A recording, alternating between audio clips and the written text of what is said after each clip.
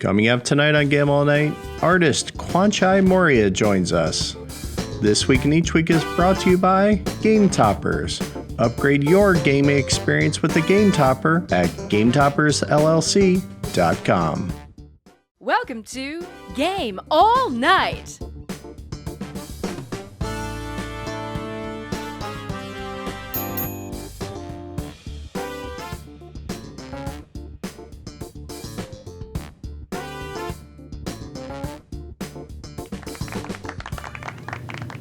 Well, hello and welcome to another Game All Night. I'm your host, Chris Whiphand, joined as always by bartender Dan, and I will be joined momentarily by the soon-to-be legendary artist Kwanchai Moriya. So if you haven't seen his work, well, we're gonna have something special for you in the second half of the show, so be sure to stay put. In the meantime, Dan, this is not beer. Yeah, real change of pace for us in this one. If any astute observer has already noticed the goblet there sitting on your desk, this time we've got a wine, and I can talk about the wine, but really I think there's a tale you wanted to tell here before. I do. So we have listener Chris Henderson, and we're going to give him a quick Game All Night cheers. He is definitely one of the most prolific and verbose writers we have in the Game Time segment. He loves to break down the game time, but he also likes to drink wine, not so much beer. So when he ran into me at Origins, and I mean literally, like, he ran over, handed me a bottle, and took off on the first day. The second day we got to hang out and talk. He gave us a bottle of this to drink on the show. So I thought, you know, we got some art, we got some wine. I just feel like I need cheese and grapes now, Dan. I kind of feel a different way. We're raising the scale. We're going. Well, hoity-toity. Yeah, but I've really enjoyed this. So it's a like classic California Cabernet Sauvignon here. I got a nice little like cinnamon bite, like a nice little bit of spiciness to it. Now this is about how far my description of wine can go. This is not. I love red wine. I enjoy this. Like anytime I'm having pasta at home, I will have a glass of red. But I don't have a taster's palate for it, so I just enjoy what I enjoy. I don't drink a lot, but this is exactly what I like. I want a nice medium body. It's got some, like you said, it's got some of that pepper in there. Mm-hmm. So it's got a little spice to it, and it's not just big bashy with oak and all that fun stuff. So I really enjoy this one. So thank you, Mr. Chris, for this lovely bottle. But and a quick cheers. Well, enough of this. We'll be drinking this all night. But Mr. Moriya, Kwanchai Moriya, famous artist to the stars. I mean, well, to Daryl Andrews, Gil Hova, friends and friends and friends of the show. How are you, sir? Good to be here, Chris. Thanks for having me. Outstanding. So are you drinking anything with us this evening? Yeah, what I had in my fridge was a Sapporo. So That's what I'll be drinking in this fine Sam Adams glass. There you go. Now, do you have like the big, big 22-ounce can of that Sapporo? No, just a regular little can. I don't drink a ton of beer, but when I do, often it's Sapporo. Okay, there you go. I mean, if you work on that, I think maybe we could have an in with the Dos Equis guys, because that was very close. I don't drink very often, but when I do, it's Sapporo in a Sam Adams glass. There you go. Well, we don't have to tell anybody that. We can edit that out. So this is the first time you and I've met, and I'm sure we've been at some cons at the same time, because I've been to Gen Con and Origins once or twice, but I just don't think our paths have ever crossed. And I'm kind of disturbed, and felt the need to rectify that, especially with you doing two huge games that two I backed. So I'm kind of really curious to pick your brain and see how you're doing. Yeah. Let's do it. Yeah. All right. So you do artwork for both board games and for book covers. Am I correct? Yeah. So almost entirely board games. And then like a tiny percentage of that is children's books and book covers and that kind of thing. Okay. Very cool. So what made you say, I'm going to be a board game artist? I don't think when you're in school and you're practicing commercial art and things like that, that's up there on the list. What kind of triggered that? No, definitely not. Yeah, I think the main trigger is that I really like board games, and I play a lot of board games, so that's the main thing. And then, luckily, my skill set as an artist, after I was able to go to, long story, but I got a history degree, and then I got an illustration degree, and then that illustration degree segued well with my growing love of board games, and it was just a lot of things coalescing at the right time, going to cons, and I got work. And then it became like I'm a board game artist, but really, yeah. I mean, in the beginning, I would say I'm an illustrator and I do some board game art, but now my title is board game illustrator because it's 95% of like the gigs I take. Really? Now, do you find, are you taking like large projects? Are you trying to take things that have a lot of room to play with? Or are you taking more streamlined, smaller projects, few cards kind of things? Like what's coming your way these days? Everything, all kinds of stuff comes my way. And the big projects are pretty daunting. So I like to take maybe 3 or 4 of those a year at the most. Otherwise, I'm setting myself up for big time failure. The small card games are nice. I'm doing like 3 or 4 of those right now. So, 10 cards, a small box cover, maybe a player mat, and then boom, you're done. And you get to pat yourself on the back and move to the next thing. The big ones, like the biggest thing I did recently is Pret-a-Porter, which is from Portal Games, and that was like a lot of work, a lot of back and forth, because the graphic designer needs to, you take the rules and then you make the art, and then the graphic designer has to finesse that into something that's usable. So, and that back and forth takes a long time, especially on a game as dense as Pret-a-Porter. So, interesting. So, basically, it's a lot of time and effort and goes into these. So, where do you kind of start? Like, I would imagine there's part of me, like, I think I'm creatively inclined on a very small level, but I always kind of need something to kind of get it going, like an inspiration piece or something like that. I kind of envision if I were to ever have enough talent to do a board game, that I would maybe think like the box cover would be a start, or where do you kind of say, let's go here and then develop and get your color palette and get everything from this? Box cover for sure. I mean, that's the thing for me. That's like sort of sets the tone for everything else. So I like to start there because usually the box cover has to be like your opening salvo for what this game is about. And I'll go and look through. I can just get a giant folder of inspirational images, right? And just make a tile mosaic of all of them and just sit and get a feel for it.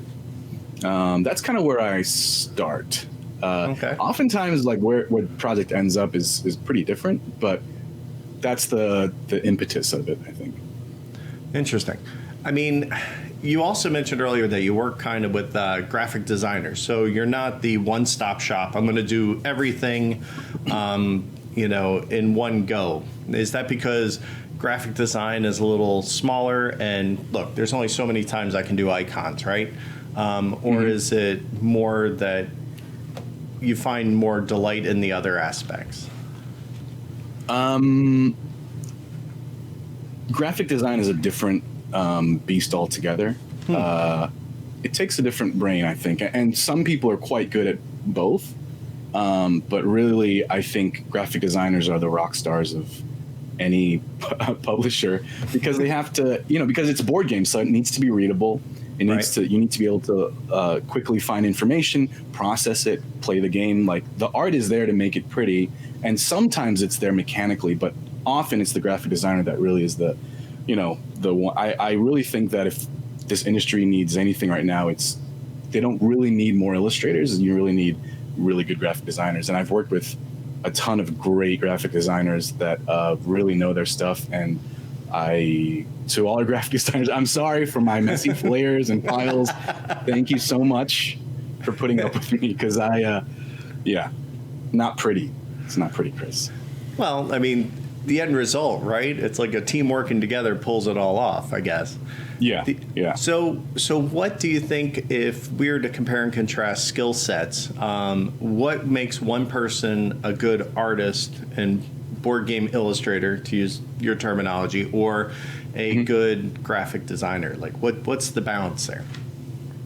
I'll guess, because I've only done graphic design on smaller projects where I've done all the art and the graphic design. Okay. But a graphic designer has to be a lot more disciplined and be able to essentially be pushing the project out on time, on schedule. So they have to do a lot more of the back and forth with the designer or the author to make sure that the readability and the UI of the game makes sense. So it's like the way I look at it is I'm handing a bunch of bricks to somebody, but they have to sort of build the house. And if the bricks are good, then the house will be good. But if someone just takes the bricks and just throws them everywhere, then it's going to look bad. Like, my art will not do its job if the graphic designer doesn't have the right chops. If that makes sense. So do you struggle with having to leave room in illustrations for the graphic design, or do you try to just do the artwork and see where the chips fall? I really like when the graphic designer or the project lead knows where the information's going beforehand. I mean, as much as my art can be pretty, if the game sucks because it's just unreadable, it's not, it'll be gone off the shelf after the season, right? Right. No matter how pretty that Kickstarter game is, that publisher's game. So when the graphic designer tells me, I want your art right here, then it just puts my focus right there, like a laser. I can punch it all out and then hand it back to them. In fact, when they can get me templates ahead of time, that's even better. The worst thing is when a project changes box sizes at the end, and then, oh my God, throw up my hands and throw a hissy fit. It happens so often, you'd be surprised how often a box cover changes sizes at the last second, or a player board changes sizes. And then sometimes, worst case scenario, I just here's my layers, and they just chop and cut and just make a whole different thing. Happens a lot. But graphic design matters so much to me that I like to know who the graphic designer is before I sign on to a project, just because that's going to be the person I'm working with the most intensely, Okay. I mean, maybe not even dialoguing directly, but I want to know if that person, what that person can do, and if they're what they're good at, and how I can complement them. So it's a big deal for me. Interesting. So it's funny you bring up box sizes, because I meant to ask, the question later on, and that was, so one of the things I do on my side is photography, and I find it interesting when you're shooting both square format and when you're shooting, rectangular, because I think it changes layout, composition, and design. Do you find that happens a lot when you're doing, the big Ticket to Ride size versus, the Aliyah size? I like bigger boxes if possible, and I like it, tall portrait format. Landscape kind of aspect is difficult to work with, and so is square. Mostly because there's a title, so the title needs to on a box on a board game box has got to be pretty substantial. So I like when it's nice and tall, put it on the bottom or the top, and then I'd give me all that extra room to play in. Interesting. So if you were to put a hallmark on your style, and you want people to look across the store and see a box cover face up, what's the one thing that you want them to go, oh, that's a Kwanchai piece? That's a game you touch. What do you think sets you apart from everybody else? That's a really good question, because I don't really know the answer to that. I don't have a smart answer for that. I've been told that I have a look to the covers that I do, but I've done quite a different few styles on my covers, so I don't have a good answer for what I like. I want to make a cover that's really punchy and is very vibrant and stands out from the shelf. Sure. I also don't want to do a cover that someone has already kind of done before. Okay. So those are two kind of places I start, I'd say, for a box cover. So no grumpy old men on the cover looking longingly into into the distance. Honestly, if that sells the game well, then that's what the publisher's going to do. That's fine if that's the goal. But yeah, that's not my go-to, a grumpy old European merchant on the cover. To be fair, I think the fact that there was grumpy old merchants on box covers for so long, I have to be thankful, because I feel like that's the reason I got gigs, because I wasn't doing that when I came into the board game industry. And so it was like, oh, it's not that, it's something else. And I got work, so can't be too negative. Yeah, I think, and we'll get into that more in the second half as we tour the pieces. But I think bright, vibrant. I think very graphic. I think they tend to. I don't want cartoony is not the right word, but it's very graphical and easily identifiable. Like when I look across, I'm like, I can tell when you've touched the games, because they just usually your palettes are not.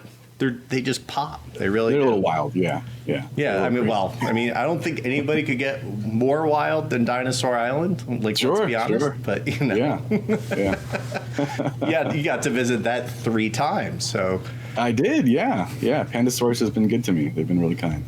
Awesome. Well, you know what? I think this is a great time to take a quick break, because I think we're going to come back and we're going to kind of walk through a little history of your portfolio and kind of see where it takes us. So hang on, viewers. We're going to be right back after this wonderful pun from Patrick Hilliard. After this.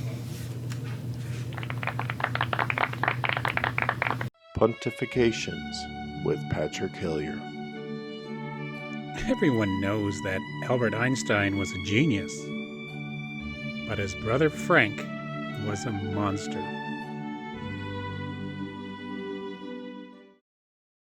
Hey everyone, I hope you're enjoying the show. Real quick, I just wanted to take a moment to let you know a few things about us. Please check out our social media if you're not following us on Facebook, Twitter, or Instagram, because we want you guys to be part of this show.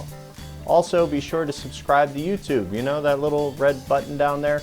Make sure you're clicking that, and also do the bell icon so that you can get notified whenever we post a video. Lastly, please be sure to tell your friends. Whether you retweet something, whether you go out and you tell them about the channel, show them a show, anything you can do to get the word out, we would greatly appreciate it. So that's it. I'm now going to return you to your regularly scheduled program.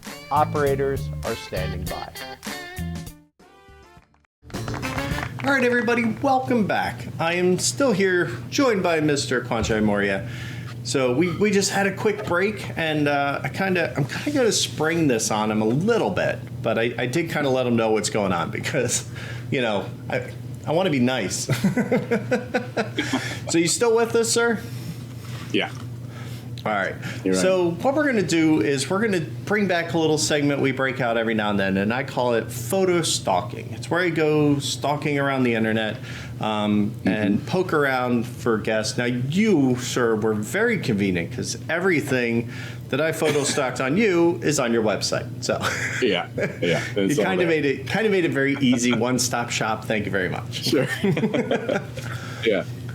So what I thought we could do is I just kind of wanted to go through some of your art. And number one, I had to start with this piece because I'm going to be ordering this because this is fabulous. I love this. Oh, thanks. Thanks very much. So what's kind of going on here? And then we'll kind of get into the premise of the other stuff. Okay. Yeah, sure. This is, I forget the title of this, Explorer number 4 or something, but it's a series of, it was in a series of sci-fi paintings I did for a gallery here in Los Angeles. Actually, I need to pick up that painting. I think it's still at the gallery from a year or two ago. And these are just sci-fi, sort of retro-y sci-fi paintings of men and women in some weird universe where there's she's walking a pack of wolves coming down a jetpack or something. Before I was doing board games, one of my main gigs besides children's books was doing these gallery shows. So every once in a while I'd be invited to be part of a group show, maybe 4 or 5 artists, and I did a dozen pieces or so. And this was a piece from the last show I did, which was maybe 4 years ago, 3 or 4 years ago. I love it. It holds up. I mean, I mean, the color palette, the strength, I love everything about it. It's pretty Thanks. awesome. Yeah. Thank you. So, all right. So what I thought we could do is kind of tour your history a little bit and kind of go through some of the games you've done in the past. Now we go back here to Twin Tin Bots, which there's very little art available, I had to say, on this guy. So I was kind of struggling a little bit. But I imagine this was your first game, right? This was, I think, my first actual, I believe this was my first actual game where I did all the art. Before this, I'd done art for a war game, which is my first actual board game related art, where I just did the tiny little counters on the game. But this was the first thing, and it was with Flatline Games, a Belgian company. They reached out to me through Board Game Geek, and they're like, "Do you want to do this thing?" And I was like, "Oh my god, yes!" And we went back and forth. I did a cover, and I did a board, and some it's a programming game, kind of like a Robo Rally type of mechanic where you move around and pick up crystals and try and score points. This was quite a while ago, and maybe 2011, 2012. Yeah, I think the credit was 2011, so it's been a little while. Yeah, and it was my first gig. I mean, a lot of older stuff I've done, I kind of cringe to look at because it's I feel like my skill set has improved since then. But this was a fun one, Twin Tin Bots. Yeah, I've never done anything further. I did a couple other games with Flatline, but that was the first thing. Yeah. All right. So this one showed up, and I bought the Kickstarter of this, and it showed up, and I had no idea who this guy was who did the art. But I'm glad I did. I actually have a copy of this of your Dead artist Drop, set. So this is Dead Drop, right? Yeah, Dead Drop. Yeah, with I don't remember. Used to be the company. Crash Games. Yeah. Crash with Patrick. Yeah, Patrick Yep. at Crash Games. This was he had like 4 or 5 different artists. I was super enthused to be invited to be a part of like other board game artists, because at this point I'd done maybe a few things: Catacombs, 3rd edition, and maybe I guess Twin Tin Bots, maybe 1 or 2 other things. But to be asked to be a part of like a stable of board game artists was really cool. And it was simple. It was like 6 or 7 different cards and a really simple game. And then the game was packaged with all these different decks from different artists that you could use in the game. Right, and I think it was very cool because the graphic design also changed with each one. So it was very like specific to the artist that you played with, which I thought was awesome. Yeah. Now, when I see a cover across the room, and I say this is a Kwanchai cover, this is definitely one of them. I mean, Sure, when I was talking about palette people, this is what I meant. Lots. It's like busy. A lot going on. Yeah, this is Loop Inc. Yeah, wow, this is an old one too. Yeah, I mean, we went back. I mean, because the easy stuff is the new stuff. So, what was this one all about? Like, because I mean, this is some of the first dinosaurs you got to do. So we were kind of. Hey, you're right. There is a dinosaur. I do really like dinosaurs. So there's one right. They tend to pop up in your stuff. I'm just saying. Yeah. Dinosaurs, the color magenta. There's a lot already here, like a protoform of things that we'll come to see later. This is a game about time travel. Scott Alms, who I've done, I think like 6 or 7. I'm working on one right now with him, actually. Okay. As a designer. So him and Daryl Andrews, I've done a god awful amount of games with, and it's awesome. But this is, I think, the first thing I did of Scott's, and it was Loop. It's a time travel game. He had like a sketch he sent me for the cover he wanted. It was like a clock broken up into pie slices with different eras, and so I just went off of that and tried to make it as busy as I could, as you can see with these time machines and scientists and stuff. But, you definitely did. So then we move on to A la Monsters, which borderline dinosaurs. I can say, I mean, you kind of have that same shape going on, but again, your style's coming up. Almost paper cut, wouldn't you say? Yeah. And in fact, later on I've done projects that are literally cut paper. But this is a really good example of kind of like, this is like the Catacomb style of games, style of art. and I had been doing that painting that you showed, the first thing you showed of the woman with the wolves. Right. That was what I was doing right out of art school, and then with board games, I tried to do this kind of Isle of Monsters style. And right when I did this game was probably around the time when I thought, like, okay, I'd like to go back and do other things like the painterly stuff, the figurative work. I was doing this cartoony stuff sort of a lot. This is what people expected of me. And I liked it a lot. As you can see, this is like very busy and fun and like a lot of action. Right. Again, typical hallmarks of these covers. I mean, you love monsters, right? And then we kind of get into the Kokoro and all those. So where did this come from? Like, did you design all the creatures? Because, I mean, we even have the meeple. I have a large one. I should have been thinking and put him up on my display here. Ooh, I cut a big one out. He's like this big. So where did this all come from?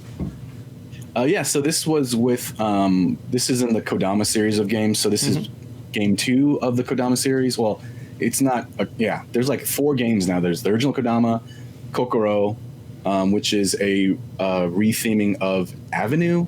I believe so. And then there's Kodama Duo, Kodama 3D, and then there's another one that we're doing next year.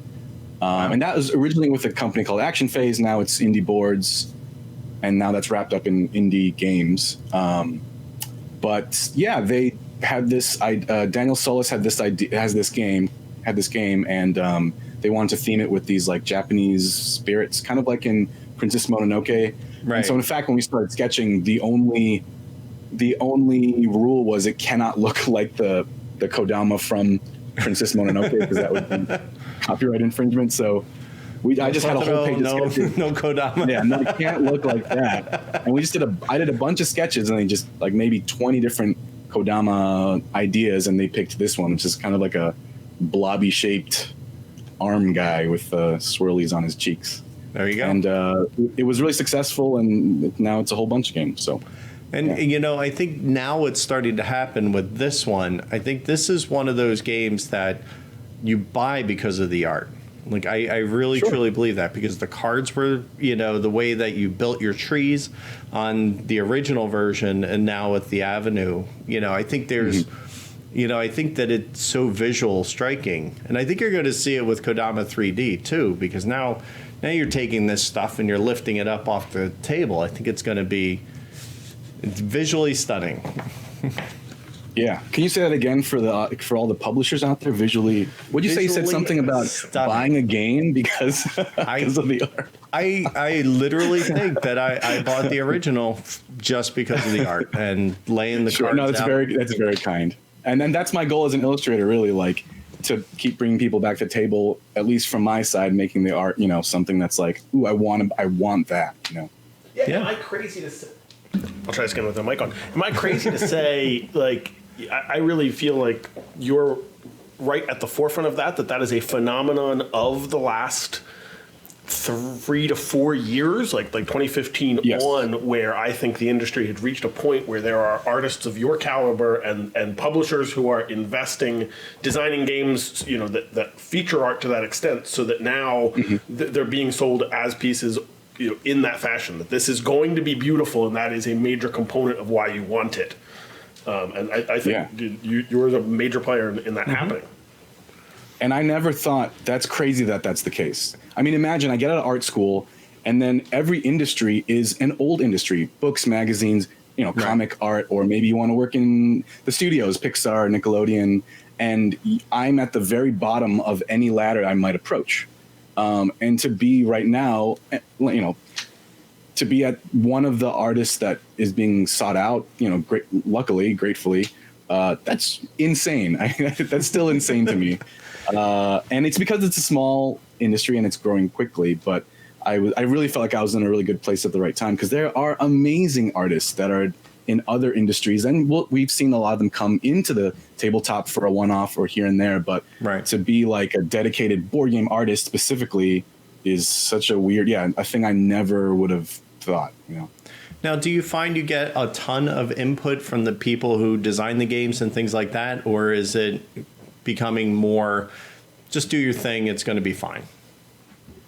It's never do your thing, and I'm glad, because I'm not a board game designer, from the, like, I have designs in my head and I'm a board gamer, but I'm not the author, and so what I need is strong opinions from the author, from the publisher, and from the graphic designer to corral my whatever's going on in my head and give me a direction to run in. I do get more freedom now because there's a sense of trust that I can deliver a product that's like, ooh, that's cool. Whereas, in early products, there's a lot of hand holding, justifiably, I was really, really green. But yeah, I there's more trust there, but I'm glad when people have things that they specifically want. Interesting. So, of course, we come back to Catacombs. I think we're up to Catacombs version 4 at this point by the time this one came out. Yeah. But there you go. Signature monsters in the caves. I like how the monsters make up the rock. So I guess there's not a ton of play in there, because there's I guess there's a decent amount of cards that you got to play with on this one. There was a lot. This was a huge game. And, like if this game came across my table now as a pitch, I would be like, oh, let me think whether that can fit into my schedule. But, this is one of the first things I ever did. So I was a freelance illustrator, and this was my gig for the entire year. I was working side jobs and whatever, and so I just poured my heart into this. And I still really, really like this cover, even though it's quite an early one, and I can see a lot of the rough edges on my skill set. Not that my skill set is like super finesse now. So, don't get me wrong. It's amazing how much you learn in a few years, right? Yeah, it's crazy, and I got to really like stretch my legs on it, and it was awesome. I love that. So that one's there to kind of juxtapose and launch us forward, because now we're up to probably last year, maybe 17 when this one came out. Right. Yeah. So these are the BGG one-off limited edition posters. So what's the deal with these? How did this come about? Chad, who works for Board Game Geek, and I did a game with him called Prospectus a couple years before this. So we had some, and I'd seen him around the cons, of course, and so we had some back and forth. And he had this idea for artist series posters in the style of travel posters, vintage travel posters. It turns out that the vintage style travel thing didn't come through as much as I think he wanted when all the posters finally came in. But this wasn't. He said, choose a game and make a poster for it, and I was like, yes, awesome. And I picked Galaxy Trucker, which is one of my favorite games, maybe top 20, top 25 games. And I had a friend of mine pose for it, and I tried to make it as Galaxy Truckery as I possibly could, and went back to this original style of mine, which is just like heavy painted, very thick brush strokes, acrylic / oil painting. So that's what that is. Yeah. I love it, and I love it so much that Dan gets to stare at it over in the bar, because I've only bought 2 of these so far, and this was the first one in the bucket because I love it. And I would point out the problem with it is that the ship's still intact, and those of you who've played Galaxy Trucker might not know what that looks like. Yeah. Yeah, this was a great project. That was a great project because I'd done only one other game at that point with that sort of realistic painted work. Right. And I knew that I could, like, if someone just wanted to do a project with me on it, I could really run with it, because it was essentially what I was doing originally in art school and in high school. And so when that came along, I was just like, I just really just poured myself into that. It was awesome. And now, even to this day, like, I get publishers wanting me to do a poster for their game like that, so okay. It's I think it's really opened up a lot of doors, being able to like switch from that really cartoony Catacombs thing that we just saw to like, this is like so different. And I feel like my selling point as an artist, I mean, I'm not saying I'm not good, but I think one of my selling points is that I can do very different looking things according to whatever's appropriate for the theme or for the project. So. Right.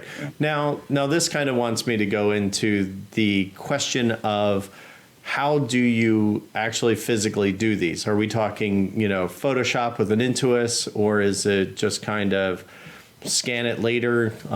What's your main method of getting the artwork done? Yeah, it always ends up in Photoshop on a Cintiq Intos pad. That's the final stretch, like at least the last 25%. But those big paintings are actual like paintings I have here. Awesome. And some of the stuff is cut paper that's scanned in, or watercolor textures that are scanned in to give it some gravity, some analog feel to it that I think really I like to see in a board game because it's so tactile and this like physical thing. So yeah, otherwise I start in all kinds of different ways. One is painting things. This particular thing, Gorse Maximus, did start and end in Photoshop. Okay. Sometimes I use Procreate on the iPad Pro, which is a new thing for me in the last year and a half. There's a lot of ways to start, but it always ends up in Photoshop in a lot of layers. Well, I mean, come on, it is industry standard, and it is something that you know is going to work. But, you know, when you saw the different brush strokes and everything, I'm like, anybody who has a mouse, you're not doing it. You really need the fine touch that those tablets get for you. Right. So then we come up to the gory Gorus Maximus. And come on, you got to tell me, working with Connor had to be a little fun because he's kind of a big goof. Yeah. If you know Connor, he, I think the last time I saw him, he like tackled me. Yeah, that's his thing. Yeah, on the, on the con floor. Yeah, we'd been chatting here and there. We'd seen each other at cons. I met him through somebody else, and he was like, "Let's do a thing." And I was oftentimes when I go to cons, it's like I get a lot of people saying, "Let's do a thing," and sometimes those things turn into things. And this was one of those, Gorus Maximus, and he had an idea for a game with like a voodoo theme, and I was like, well, let me show you my list of stuff that's great, but let me show you a list of like themes I just want to do one day. And one of those was this like just dumb, stupid, kind of caricatured gore with gladiators fighting in an arena. And he's like, I think that might work. And we went back and forth, and it was his baby. He has other games in his stable, but this was his own design. Right. And so it was really fun to work with him. He's like he's like super energetic, super loyal, really backs you up if you're on the same team, and it was a pleasure. Yeah, I love it. I love the attention to detail, the eye with the little stringer coming out there, just really kind of. Yeah, I love it. It's a personal favorite. I feel like that game really reflects my relationship with Connor, which is just like kind of wild, kind of dumb and silly, So yeah, it was fun. I agree. He's a definite hoot. So then you mentioned earlier working with Daryl Andrews, and that brings us to Bosque, which we actually played on the show a couple weeks ago. I saw that. I saw a clip of that. Yeah, and it's outright gorgeous. I love the color palette on this one. This one you'd have to struggle a little bit. I can see it in the leaves. I can see the paper cut in the leaves in a little bit, and I see what's going on there. But how did this one come about? Like, because this is different for you. Yeah, this was Floodgate, and they wanted to do this game with me, and I think it was at Gen Con we were talking it over, and I definitely did not have time for it. But when he pitched the idea of like kind of this national forest, forest theme, hiking, I backpack a lot. Okay. I'd say that's my main thing I do besides like playing board games and just hanging out and being lazy. Cool. It's like I go backpacking with some of my friends or my wife or whatever. So I was so jazzed to take on the theme, and we just like punched it out in like a couple of weeks, made a cover and a board and a couple things. And I think I hope that my love for the outdoors and, giant sequoia trees and national parks, I wanted to pour that into this cover as much as possible. The feeling of like starting a hike, the feeling of seeing the trail ahead of you and having all your belongings on your back. It's pretty awesome because it's hard to think that, making a game about trees, that's going to be exciting. But one of those that I certainly bought just as much for the art as I did for the gameplay. Because I'm not a big area control guy, but this is one that's going to stick around because I love it. Because, hey guys, just play this little game. It's all about happy trees. It'll be fine. It'll be fine. Right? And then, wham, area control. Yeah. Take that. Snuck it in there. So then you were brought on you were brought on halfway through with the definitely in time for the second relaunch of Highrise here from friend of the show Gil Hova. Yeah. And we had to back. We named a building. I think it's JN Studios. Oh, coming nice. at you. Oh, I had to. So what was it like working on this? Because now we're talking. I mean, you went from nature and everything like that. Now we're on to now we're doing skyscrapers and not as much. Yeah, I think I was doing this at the same time I was doing Bosque. So at the time, Gil showed me this game like a year before we even started on it. We were at Origins, and he was like, sit down, I want to show you this game. Maybe you want to do it. I sat down with him and JR, Honeycutt, and we played the game. I was like, that's cool. Very cool game. I like city building games. It's maybe one of my favorite genres of like video games or board games or whatever. And I had this idea for these buildings like coming out of the mist of a city. And also during this time when I was working on Bosque, Highrise, and In the Hall of the Mountain King, I was trying to get away from leaning too heavily on just painting a human being really well, which is what I was doing with the Galaxy Trucker poster or a lot of different things. Just and I was trying to challenge myself to see if I could make a really compelling box cover without a lot of humans in it. So Bosque is like mostly about the trees. This Highrise is mostly about the high rises. And it was appropriate to the project. So I was like, yeah, let's give it a go. Let's give these buildings as much personality as I can. Gil's great. I find it interesting. So I got to know, so Gil, if those of you who don't know the story, Gil had launched this, and he originally wanted, nice plastic components, a kind of stacked Lego style, and physically made a Highrise. And he ended up having to nix that because he kind of felt the price point wasn't helping the game. And then he comes back with standees. Now, I was all about the big Lego pieces until I realized, oh, wait, now I get to actually see the buildings I'm building and get to see more of the artwork on it. So was it fun getting to now take those and kind of transpose it and actually come up with all individual buildings? Yeah, that came up in the second Kickstarter to kind of give the whole thing a new spin, make it more approachable price-wise and whatever. Gil, it's rare for me to like so many games from out of one mind, and I like a lot of Gil's stuff, like not just Wordsy, but Networks and all his different Bad Medicine. Like they're all different games that are exactly in my space of where I want a game to be in terms of complexity, especially. And so I really trust him. And when he wanted to change it, I didn't question it. I mean, not that I have, not that I have a say really, but I was like, you want me to do building? I'll do buildings, no problem. There you go. That was, and he always works with Heiko. Oh my gosh, there's so many Heikos. Heiko Gunther. Gunther, yeah. And he's an amazing graphic designer, one of the really good ones. And so I'm really confident when he's on the project that I just whatever you need, buildings, pieces, whatever, he can really put a very, very nice product out. So instead of doing 4 buildings on the cover, you got to do 40. A ton of buildings, yeah. Any Easter eggs we should be on the eye out for? There's some hidden cats or a couple monsters, maybe a King Kong in there somewhere? I don't remember. Honestly, I have so many gigs stacked up, and I do put Easter eggs and things. I'll have to think of that one. Maybe I'll think of something. But it's just the main thing is the island, the peninsula of the map coming out. Right. That was where a lot of details went in, and I spent a lot of time pouring into it and making little silos and back parking lots and roads, and that was really fun. But I can't remember any Easter eggs. I'll have to get back to them. Nice. I had to ask. And then, of course, we're coming up to Pret-a-Porter, which, thank you so much, Ignasi, for keeping the theme. I love it. Yeah. And so I can imagine if you have a inspiration board, what did this inspiration board have to look like?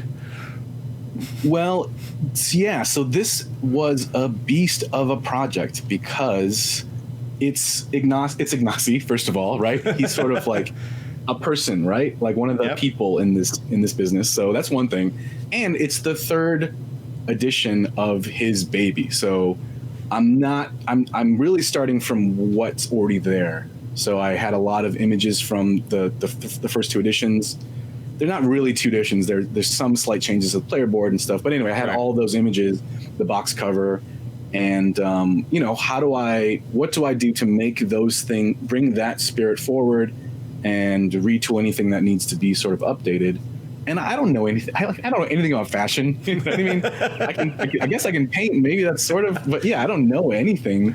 So I just pulling up a lot of sort of fashion runway images, anything that seems striking of a model on a runway or a designer sort of like at their desk with a bunch of papers and different fabrics, just to get a sense of because the game is all about running this company. So I was trying to get a feel of like, how do I convey the hubbub and the hustle of getting a product out to market and dealing with all the marketing and, money and all that stuff. So a lot of different images. Is the duality of the cover, because that to me, could you not decide on which one you wanted? So you just said, I'll have both? Like, what happened? Because it just amazes me. Yeah. It's like very seamless and makes sense, but totally different worlds at the same time. Yeah, there was that specific idea came from some National Geographic image I found where there was like a black dress and a white dress, and the photographer had cut his 2 images to basically have these 2 dress shapes align, and it was just so striking as a black and white image. Right. So I just sketched it out, the idea of like a woman's dress, and then on one side is like, kind of like evening gown sort of formal wear. On the other side is like you're on the street and you're hanging out, doing stuff with your buddies. And then I just kind of went from, this was actually the second cover. The first cover I did was also bisected, with one side being a designer at his desk, and then that sort of flowed into the other side, which was a woman on a catwalk with paparazzi and stuff. The Ignasi didn't really like that, so we went back and sit to this. I love it. I mean, like even something as simple as, I say simple, but like the leading lines and everything, it's, I love how it just draws it in, the sense of movement, and even the one leg coming up, it kind of works because it looks like it's popping out of the gown, and then you come and you're like, oh wait, no, it's not. I love it. Yeah.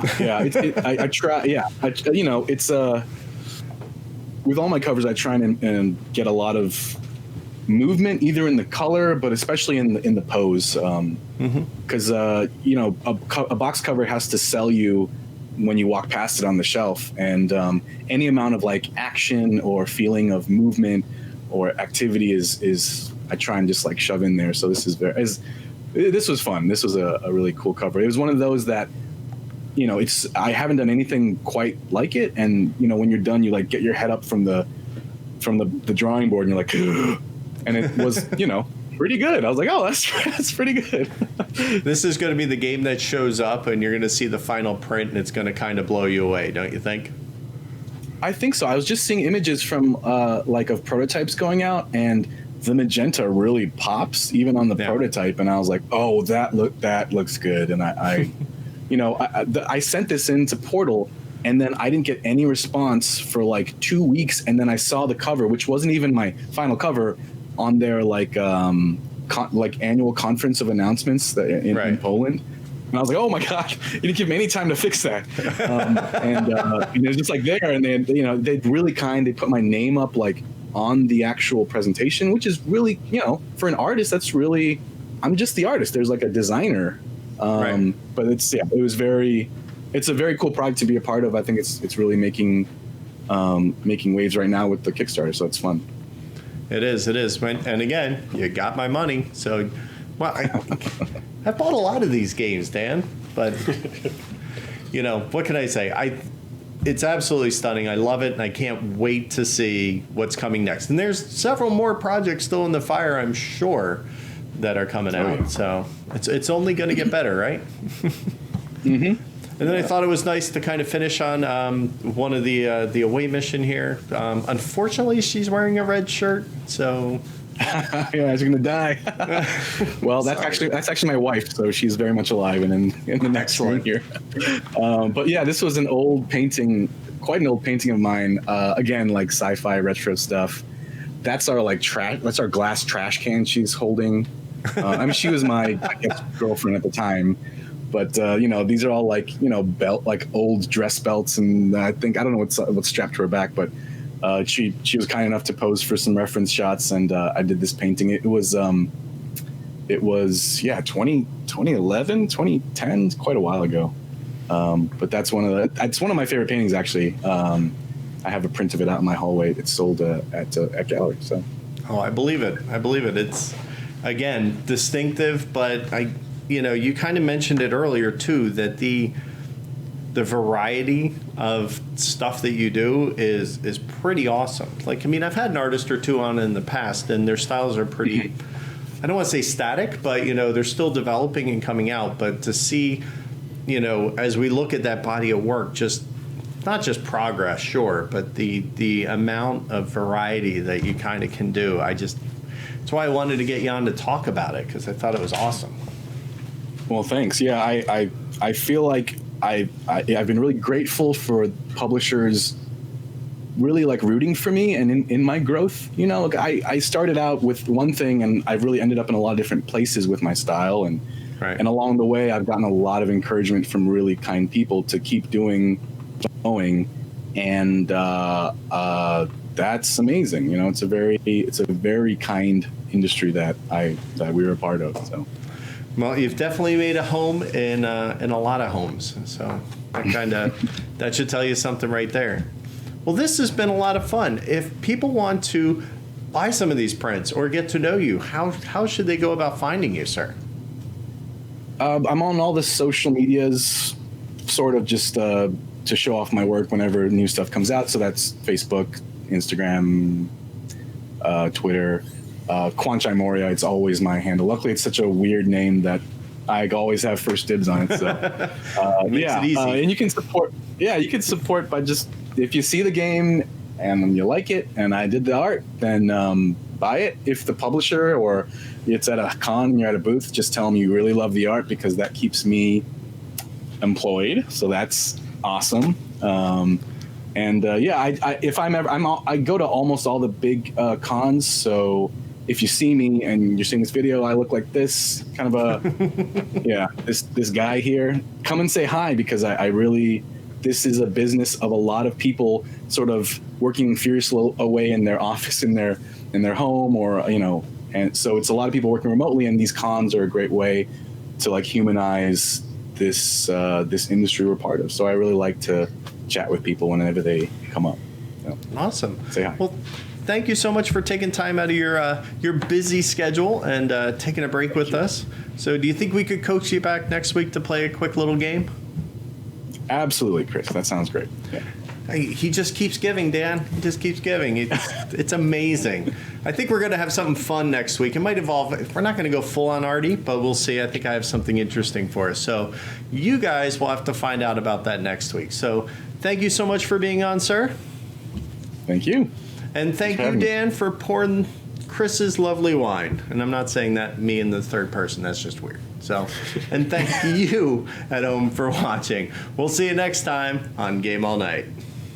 Thanks for watching this week's episode. Join us next week when we play a game with the guest. If you enjoy our content, please consider supporting us on Patreon. Be sure to follow us on all forms of social media. Twitter, Instagram, and Facebook are the best ways possible. Simply find us by searching for Game All Night Show. And of course, check out our website at gameallnightshow.com. This Week and Each Week is made possible through the generous support of donors like these. Be sure to subscribe below and check out our latest videos.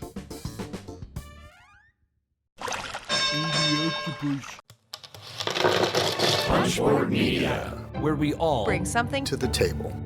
pull up a chair At punchboardmedia.com.